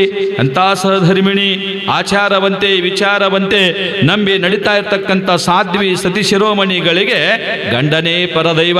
ಗಂಡನ ಬಿಟ್ಟರೆ ಅನ್ಯ ದೇವರಿಲ್ಲಂತೆ. ಗಂಡನ ಪಾದ ಪೂಜೆ ಮಾಡಿದ್ರೆ ಯಾವ ದೇವರಿಗೆ ಹೋಗೋದ ಬೇಡ ಅಂತ ನೀವು. ಒಟ್ಟ ಎಲ್ಲಿ ಹೋಗೋದ ಬೇಡ, ಗಂಡನ ದೇವರು ಅಂತ ತಿಳ್ಕೊಂಡು ಅವನ ಪಾದ ಪೂಜೆ ಮಾಡ್ಕೊಂಡು ಅಲ್ಲೇ ಕೂತೆ ಬಿಟ್ರಿ ಅಂದ್ರೆ ಅದು ಗಂಡನ ಬಳಿ ಅಂತ ಗುಣ ಇರಬೇಕು. ನೀವು ಪಾದ ಪೂಜೆ ಮಾಡಕತ್ರ ಅಂತ ತಿಳ್ಕೊಂಡು ಹೋಗಿ ಜಗಲಿ ಮ್ಯಾಗೆ ಕೂತು ಬಿಟ್ಟಂದ್ರೆ ಉಣೋದು ಹೆಂಗೆ, ತಿನ್ನೋದು ಹೆಂಗೆ, ಗಾಡಿ ನಡಿಬೇಕು ಹೆಂಗಲ್ಲಿಂದ. ನಾ ದೇವರು ಅಂತ ತಿಳ್ಕೊಂಡು ಅಲ್ಲ ಕೂತು ಬಿಟ್ರೆ ಅವನಲ್ಲಿ ಅಂತ ಗುಣ ಬೇಕಲ್ಲ. ದೇವರು ಅಂತ ನನ್ನನ್ನು ಕಾಣ್ತಾಳಂದ್ರೆ ಅದ ಭಾವ ಅವನಲ್ಲಿ ಕೂಡ ಇರಬೇಕು. ಶರಣ ಬಸವ ಬಹಳ ಆಚಾರವಂತ, ವಿಚಾರವಂತ. ತನ್ನ ಹೆಂಡತಿ ಪಾದ ಪೂಜೆ ಮಾಡಿದಾಗ ಆನಂದ ಪಟ್ಟ. ದೀರ್ಘ ಸುಮಂಗಲಿ ಭವ ಅಂತ ತಿಳ್ಕೊಂಡು ಆಶೀರ್ವಾದ ಮಾಡ್ತಾ ಇರ್ತಾರೆ. ಅತ್ತೆ ಮಾವರು ಕೂಡ ಮಾಡ್ತಾ ಇರ್ತಾರೆ. ಮಾಡಬೇಕು. ನಿತ್ಯದೊಳಗೂ ಗಂಡನ ಪಾದ ಪೂಜೆ ಮಾಡಬೇಕು. ಒಂದು ಘಟನೆ ಹೇಳ್ತೀನಿ ನಿಮಗೆ. ಹಿಂಗ ಪುರಾಣದಾಗ ನಡೆದಿದ್ದ ಘಟನೆ. ಹಿಂಗ ಪುರಾಣ ನಡೆದಿತ್ತು.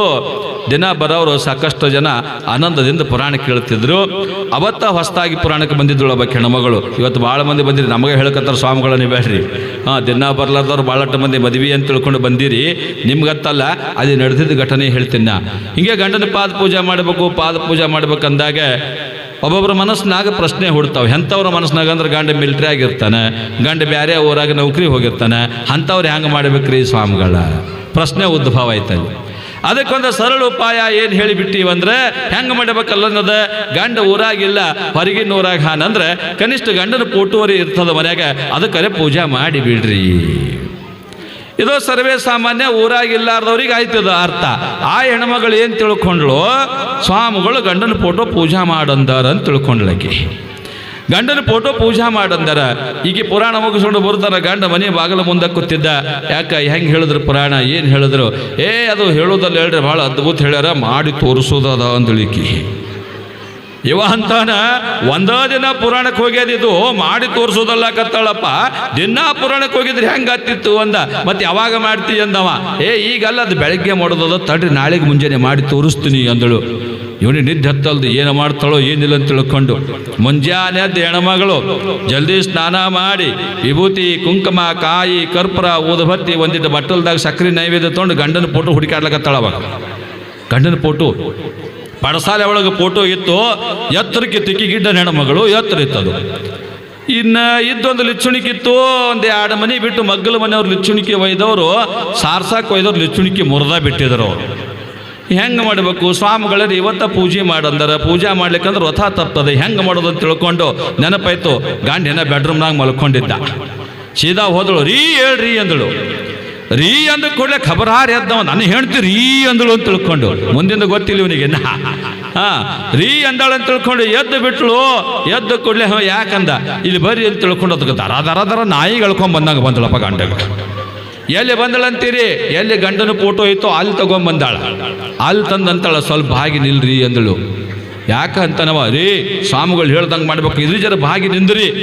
ಅದು ಭಾಗಿ ನಿಂತು ಈಕಿ ಹೆಣ್ಮಗಳು ವಿಭೂತಿ, ಕುಂಕುಮ ಎಲ್ಲ ತಗೊಂಡು ಅವ್ನು ಡೊಬ್ಬದ ಮೇಲೆ ಏರ್ ನಿಂತಾಳ. ಅವ್ನು ಡೊಬ್ಬದ ಮೇಲೆ ಏರ್ ನಿಂತು ಅವನು ಫೋಟೋ ಪೂಜೆ ಮಾಡಕತ್ತಾಳ. ನೀವು ನಾಳೆ ಹೋಗಿ ನೀವು ಯಾರೇ ಮಾಡಿರಿ ಮತ್ತೆ. ಇನ್ನು 1 ವಾರ ಪುರಾಣದನ ಬಡಿಗೆ ಬರ್ತವೆ ನನಗಲ್ಲಿಂದ. ಇಂಥ ಘಟನಾವಳಿಗಳು ಕೂಡ ನಡೀತಾ ಇರ್ತವೆ. ಆದ್ರೆ ಮಾಧಮ್ಮ ಹಂಗಲ್ಲ. ಸಾಧ್ವಿ ಸತಿ ಶಿರೋಮಣಿಯಾಗಿ ಅತ್ತೆ ಮಾವಂದಿರನ್ನ ತನ್ನ ತಾಯಿ ತಂದೆ ಅಂತ ನೋಡ್ತಾ ಇದ್ದಳು. ಮೈದುನ ನನ್ನ ಒಡ ಹುಟ್ಟಿದ ಮಗ ಅಂತ ತಿಳ್ಕೊಂಡು ನೋಡ್ತಾ ಇದ್ದಳು. ಗಂಡ ನನ್ನ ದೇವರು ಅಂತ ಭಾವನೆಯಿಂದ ನೋಡ್ತಾ ಇದ್ದಳು. ಎಲ್ಲರೂ ಕೂಡ ಅಷ್ಟೇ ಪ್ರೀತಿಯಿಂದ ಅವಳನ್ನ ಮನೆ ಮಗಳು ಅಂತ ತಿಳ್ಕೊಂಡು ಕಾಣ್ತಾ ಇದ್ರು. ಬಹಳ ಅನ್ಯೋನ್ಯವಾಗಿರ್ತಕ್ಕಂಥ ಜೀವನ ಅವ್ರದ್ದು ನಡೆದದೆ. ಸಂಸಾರದಾಗ ಬಹಳ ಸರಳದೆ. ಹೊಂದಾಣಿಕೆಯಾಗೋದು, ಹೊಂದಾಣಿಕೆ ತಪ್ಪೋದು. ಒಬ್ಬರೇ ಮನ್ಯಾಗ ಹೇಳದಂಗೆ ಹೂ ಅನ್ನೋರಿದ್ರ ಮನ್ಯಾಗ ಒಟ್ಟ ಜಗಳ ಬರೋದಿಲ್ಲ. ಎಲ್ಲರೂ ನಾನಾ ಸೂರ ನಂದ ನಡಿಬೇಕು, ನಂದ ಕೇಳಬೇಕು ಅಂದಾಗನ ಜಗಳ ಬರ್ತದೆ. ಇವತ್ತು ಸೊಸಿ ಒಂದು ಹೇಳ್ಯಾಳ, ಭಾಳ ಚಲೋ ಹೇಳ್ದಿ ತಂಗಿ ಅಂದ್ರೆ ಸೊಸಿ ಭಾಳ ಎತ್ತರಕ್ಕೆ ಹೋಗಿ ಬಿಡ್ತಾಳೆ. ನಮ್ಮ ಮತ್ತೆ ನನಗೆ ಚಲೋ ಒಂದಳು ಅಂತ ತಿಳ್ಕೊಂಡು ಭಾಳಷ್ಟು ಮನೆ ಒಳಗೆ ಜಗಳ ಬರೋದು ಎಲ್ಲಿ ಅಂತ ತಿಳ್ಕೊಂಡು ಕೇಳಿದ್ರೆ ಹೊಂದಾಣಿಕೆ ಬಹಳ ಬಹಳ ಬಹಳ ಕಡಿಮೆ ಮನೆತನದೊಳಗೆ ಅನ್ಯೋನ್ಯವಾಗಿರ್ತಾರೆ. ಭಾಳಷ್ಟು ಮನ್ಯಾಗ ಅತ್ತಿ ಸೊಸಿದ್ದ ತಕರಾರ. ಎದಕ್ಕೆ ತಕರಾರ? ಒಂದು ಕಾರಣ ಹೇಳ್ತೀನಿ ನಿಮಗೆ. ಇಲ್ಲಿ ಅತ್ತಿದು ತಪ್ಪದ, ಸೊಸಿದು ತಪ್ಪದ. ಬರೀ ಅತ್ತಿದೇ ತಪ್ಪಲ್ಲ, ಬರೀ ಸೊಸಿದೇ ತಪ್ಪಲ್ಲ. ದೂರದಿಂದ ಸೊಸಿ ಬಂದಾಳ ನಡ್ಲಿಕ್ಕೆ. ಇಲ್ಲಿ ಚಂದಕ ಮನ್ಯಾಗ ದನ ದುಡ್ದಂಗ ದುಡಿತಾಳೆ, ಮನೆ ಕೆಲಸ ಮಾಡ್ತಾಳೆ, ಅಡಿಗೆ ಮಾಡ್ತಾಳೆ, ಅಂಬಲಿ ಮಾಡ್ತಾಳೆ. ಉಂಡೇನ ತಂಗಿ ಅಂತ ಅತ್ತಿ ಒಟ್ಟ ಕೇಳೋದಿಲ್ಲ. ಚಾ ಕುಡ್ದೇನ ತಂಗಿ ಅಂತ ಅತ್ತಿ ಒಟ್ಟ ಕೇಳೋದಿಲ್ಲ. ಎಲ್ಲೋ 100 ಕಿಲೋಮೀಟರ್ ದೂರ ಇರೋ ಮಗಳಿಗೆ ಚಾ ಟೈಮಿಗೆ ಫೋನ್ ಮಾಡಿ, ಚಾ ಕುಡಿದ್ಯಾ ತಂಗಿ? ಚಾ ಮಾಡಿದ್ಯಾ, ಕಾಫಿ ಮಾಡಿದ್ಯಾ? ಮಗಳಿಗೆ ಕೇಳೋದು. ಶಶಿ ಇಲ್ಲೇ ಮುಂದೆ ಕೂತಾಳಿದ್ದಕ್ಕೆ ಚಾ ಕುಡ್ದೋದಿಲ್ಲ ಗೊತ್ತಿಲ್ಲ, ಏನು ಕಾಫಿ ಕುಡ್ದಾಳ, ಚಾ ಕುಡ್ದಾಳ ಗೊತ್ತಿಲ್ಲ. ಊಟ ಟೈಮ್ಗೆ ಬರೋಬ್ಬರಿ ಫೋನ್ ಹಚ್ಚೋದು, ತಂಗಿ ಊಟ ಮಾಡಿದೆ, ಏನು ಮಾಡಿದೆ? ಚಪಾತಿ ಮಾಡಿದೆ, ರೊಟ್ಟಿ ಮಾಡಿದ್ದೆ? ಸೊಸಿಗೇನು ಇಲ್ಲ. ಇಲ್ಲಿ ಮಗಳ ಸ್ವರೂಪದಾಗ ಸೊಸಿ ಬಂದಾಳ ಅಂತ ತಿಳ್ಕೊಂಡು ಅತ್ತಿ ತಿಳ್ಕೊಂಡಳು ಅಂದ್ರೆ ಸೊಸೆಯಾಗಿರ್ತಕ್ಕವಳು ಅತ್ತೆಯನ್ನ ತಾಯಿ ಸ್ವರೂಪದಾಗ ನೋಡ್ತಾಳೆ. ಇದು ಯಾರೋ ಅರ್ಥನೇ ಮಾಡ್ಕೊಳ್ಳೋದಿಲ್ಲ. ಅತ್ತಿನಿ ಆಗಕ್ಕೆ ಹೋಗ್ತಾಳೆ, ಸೊಸಿನಿ ಆಗಕ್ಕೆ ಹೋಗ್ತಾಳೆ. ಅತ್ತಿ ತಾಯಿ ಆಗ್ಬೇಕು, ಸೊಸಿ ಮಗಳಾಗಬೇಕು. ಅಂದ್ರೆ ಸಂಸಾರದೊಳಗೆ ಸಾಮರಸ್ಯ ಹುಡುತ್ತಾ ಇರ್ತದೆ. ಆ ಮನೆಗೆ ಬಂದೀನಿ ಅಂದ್ರೆ ಈ ಮನೆ ಮಗಳು ಅನ್ನುವಂಥ ಭಾವ ಸೊಸೆ ಮನದಾಗ ಬರಬೇಕು. ಅತ್ತೆ ಮನದಾಗ ಮನೆ ಬಿಟ್ಟು ಬಂದದಿದು, ಇದು ನನ್ನ ಮಗಳು ಅಂತ ತಿಳ್ಕೊಂಡು ಅತ್ತೆ ಮನದಾಗ ಬರಬೇಕು. ಮಾವಗ ಸೊಸಿಗೆ ಜಗಳ ಕಡಿಮೆ, ಗಂಡಗ ಹೆಂಡತಿಗೆ ಎಲ್ಲೋ ಒಂದು ಮನ್ಯಾಗ ಜಗಳ. ಮೊದಲು ಬರೋ ಜಗಳ ಅತ್ತಿ ಸೊಸಿಗೆ ಬರ್ತಿರ್ತಾವ. ಅದು ಆಗಬಾರ್ದು. ಒಳ್ಳೆಯ ಬೆಳವಣಿಗೆ ಅಲ್ಲ ಅದು, ಒಳ್ಳೆಯ ಬೆಳವಣಿಗೆ ಅಲ್ಲ. ಏನಿಲ್ಲ ತಂಗಿ ಉಂಡೇನ, ಅಡಿಗೆ ಮಾಡಿ ಎಲ್ಲರಿಗೂ ಊಟ ಕೊಡ್ಲಾಕತ್ತಿರ್ತಾಳ ಸೊಸಿ. ಎಲ್ಲರಿಗೂ ಊಟ ಕೊಡು ಮುಂದ ಪಟ್ನೆ ನೀನು ಉಂಡು ಬಿಡುವವ ಅಂದು ಬಿಟ್ರೆ ಸಾಕು, ಸೊಸಿ ಇಟ್ಟಗಲಾಗಿ ಬಿಡ್ತಾಳ. ಅನ್ನೋದಿಲ್ಲ ನೀವು, ಅನ್ನೋದಿಲ್ಲ. ಹಬ್ಬ ಬಂತು, ಹುಣಿ ಬಂತು, ಮಗನಿಗೆ ಹೇಳ್ರಿ, ತಮ್ಮ ನನ್ನ ಸೊಸಿಗೊಂದು ಚಲೋ ಸೀರೆ ತೊಂಬಾತ್ ಹೇಳ್ರಿ. ತರುದು ಬೇಡ, ಬಿಡುದು ಬೇಡ, ಬರೀ ತೊಂಬಾತ್ ಹೇಳಿಬಿಡ್ರಿ ನೀವು. ಸೊಸಿ ಹೆಂಗಾಗ್ತಾಳೆ ನಿಮ್ಮ ಮ್ಯಾಗ? ನನ್ನವ್ವ ನಮ್ಮ ಅತ್ತಿ ಅಂತ ಟೆಕ್ಕಿ ಬೀಳ್ತಾಳೆ. ಬಹಳಷ್ಟು ಕುಟುಂಬದೊಳಗೆ ಈ ಸಾಮರಸ್ಯದ ಅಭಾವದಿಂದ ಜಗಳ ಬರ್ತಾವ, ಕಚ್ಚಾಟ ಆಗ್ತಾವ, ಹೊಡೆದಾಟ ಆಗ್ತಾವ. ಇವೆಲ್ಲವೂ ಕೂಡ ಆಗಬಾರದು. ಆಮೇಲೆ ಗಳಿಗೊಮ್ಮ ತವ್ರ ಮನೆಯಾಗ ಏನೇ, ಗಂಡನ ಮನೆಯಾಗ ಏನೇ ನಡೆದ್ರು ತವ್ರ ಮನೆಗೆ ಸುದ್ದಿ ಹೇಳ್ತಿರ್ತಾರೆ. ನಮ್ಮ ಅತ್ತೆ ಹಂಗಂದ್ಳು, ನಮ್ಮ ಮಾವ ಹಿಂಗಂದ. ಅವ್ರೇನನ್ಬೇಕು? ತಾಯಿ ತಂದೆ ತಂಗಿ ಇರ್ಲವ ಹಂಗೆ ಸಂಭಾಳಿಸುವ ಅಂದ್ರೆ ಸಂಸಾರ ಚಂದ ಹೋಗ್ತವ. ಈಕಿ ಫೋನ್ ಮಾಡಿ ನನ್ನ ಗಂಡ ನನಗೆ ಬೈದ ಅಂದ್ರೆ ತಂಗಿ ಮುಂಜಾನೆ ಅದ್ದು ಕೂಡಲೇ ಬರ್ತೇವೆ ಅಂತ ತಿಳ್ಕೊಂಡು ತೋಳು ಏರಿಸ್ಕೊಂಡು ಹೋಗಿ 4 ದನಕ್ಕೆ ಬಡ್ದಂಗೆ ಬಡದ ಬಂದ್ರೆ ಹಾಳಾಗೋದು ಮಗಳ ಸಂಸಾರ. ಹಾಳಾಗೋ ಸಂಸಾರ ಯಾರು ಅಂದ್ರೆ ನಮ್ಮ ಮಗಳ ಸಂಸಾರ. ಇರುವೆ ಜಗಳಿಲ್ಲಾರ ಮನೆ ಯಾವುದೂ ಇಲ್ಲ, ತೂತಿಲ್ಲಾರ ದೋಷೆ ಯಾರ ಮನೆಯಾಗೂ ಸಿಗುವುದಿಲ್ಲಂತೆ. ಹಂಗ ಜಗಳಿಲ್ಲಾರ ಸಂಸಾರ ಇಲ್ಲಿನೂ ಕೂಡ ಎಲ್ಲಾರ ಮನೆಯಾಗ ಜಗಳ ಇರುವೆ, ಎಲ್ಲರೂ ಗಂಡ ಹೆಂಡತಿಂದಾಗ ಜಗಳ ಬರುವೆ. ಅದನ್ನು ಹೊಂದಾಣಿಕೆ ಮಾಡ್ಕೊಂಡು ಹೋಗೋದು ಬಹಳ ಮುಖ್ಯವಾಗಿರ್ತಕ್ಕಂಥದ್ದು. ಬಹಳ ಮುಖ್ಯವಾಗಿರ್ತಕ್ಕಂಥದ್ದು ತವರು ಮನೆಯವರು ಹೆಂಗಿರಬೇಕು ಅನ್ನೋದಕ್ಕೆ ಒಂದು ದೃಷ್ಟಾಂತ ಹೇಳ್ತೀನಿ. ಅದಕ್ಕೆ ಮೊದಲ ಇವತ್ತಿನ ಅನ್ನಪ್ರಸಾದ ಸೇವೆಯನ್ನು ಮಾಡಿರ್ತಕ್ಕಂಥವ್ರು. ನಿನ್ನೆ ನಾನು ಹೇಳಿದೆ ನಾಳೆಗೆ ಮದುವೆ ಅದ, ಯಾರೇ ಅನ್ನಪ್ರಸಾದ ಮಾಡೋರಿದ್ರೆ ಮಾಡ್ಬೋದು ಅಂತ ತಿಳ್ಕೊಂಡು ಹೇಳಿದ ತಕ್ಷಣ ಶ್ರೀಯುತ ಶಿವಾನಂದ ಸಿದ್ದಪ್ಪ ಉಟ್ಟಿಗಿ, ಶ್ರೀಮತಿ ಭಾರತಿ ಶಿವಾನಂದ ಉಟ್ಟಿಗಿ ದಂಪತಿಗಳು ಸ್ವ ಇಚ್ಛೆಯಿಂದ ಅವರಿಗೆ ಯಾರು ಮಾಡ್ರಿ ಎಂದಿಲ್ಲ, ಮಟ್ರಿ ಎಂದಿಲ್ಲ, ಸ್ವ ಇಚ್ಛೆಯಿಂದ ಶರಣಬಸವನ ಮದುವೆಗೆ ನಾವು ಪ್ರಸಾದ ಮಾಡಿಸ್ತೀವ್ರಿ ಅಂತ ತಿಳ್ಕೊಂಡು ಸ್ವ ಇಚ್ಛೆಯಿಂದ ಪ್ರಸಾದ ಮಾಡಿದ್ದಾರೆ. ಜೋರಾದ ಚಪ್ಪಾಳೆಯೊಂದಿಗೆ ಅವರನ್ನ ವೇದಿಕೆಗೆ ಕರೆದು ಕಮಿಟಿ ಪರವಾಗಿ ಅವರಿಗೆ ಗೌರವ ಸಮರ್ಪಣೆ ಆಗ್ತಾ ಇರ್ತದೆ. ದಯವಿಟ್ಟು ಶಿವಾನಂದ ಸಿದ್ದಪ್ಪ ಉಟ್ಟಿಗಿಯವರು, ಶ್ರೀಮತಿ ಭಾರತಿ ಶಿವಾನಂದ ಉಟ್ಟಿಗಿಯವರು ವೇದಿಕೆ ಮೇಲೆ ಬರಬೇಕು. ಕಮಿಟಿ ಅಧ್ಯಕ್ಷ ಮಧುಕಲಾದಗಿ ದಂಪತಿಗಳು ಬಂದು ಅವರಿಗೆ ಮಾಲಾರ್ಪಣೆಯನ್ನು ಮಾಡಬೇಕು.